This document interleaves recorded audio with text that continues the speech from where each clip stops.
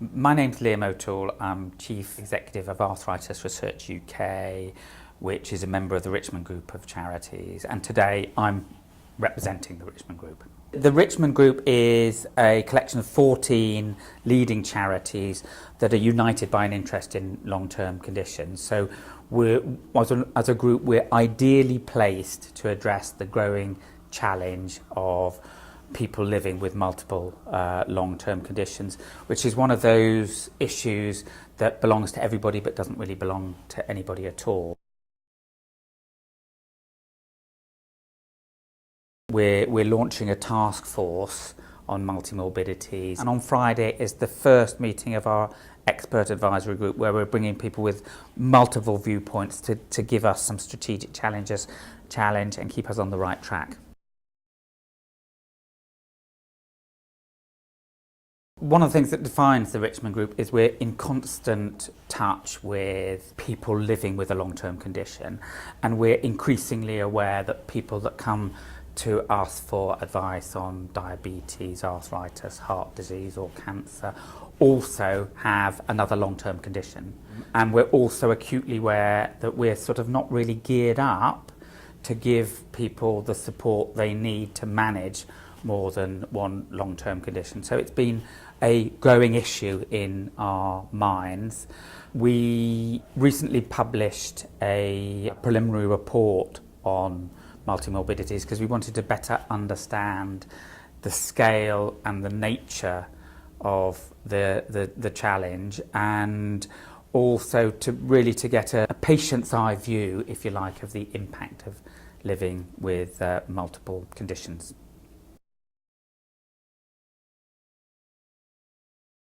Well, we know that in England between 15 and 30% of the population has two or more long-term conditions. We know that there is a striking correlation between people with more than one long-term condition and socioeconomic status, particularly deprivation.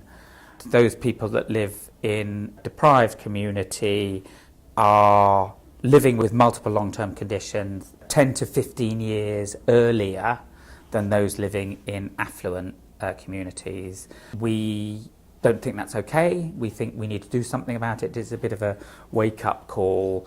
So there are things that we need to better understand about determinants of illness and health that are not medical, financial, housing, relationships. We know that people with multiple long-term conditions have poorer health outcomes and poorer experiences of care, and people with multiple long-term conditions are much more likely to complain about poor coordination of care. I think everybody involved in this discussion is acutely aware that transitions in care are a difficult pinch point. What we know is people with more than one long-term condition are particularly vulnerable, and that's not just transitions from hospital to other care settings, it's transitions between specialties.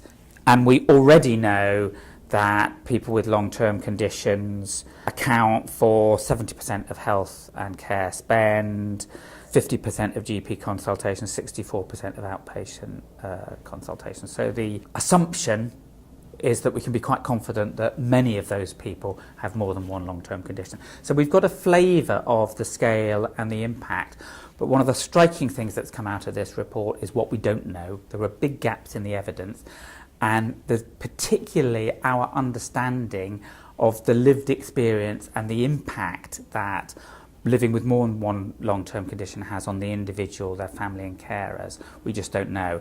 And being a group of charities that work very closely with people with long-term conditions, we're very keen that we shine a light and bring that patient voice in to inform our discussions. We're also aware that there are attitudinal and cultural barriers that prevent proper person-centred care and joint decision making, the traditional way of doing things, and we think it's particularly important for people with long-term conditions that we look at these attitudes, cultures and behaviours and see if we can not get some sort of shift We would love people to get involved, and that's partly what the launch is about. We would like to hear what you're doing about it, get your input.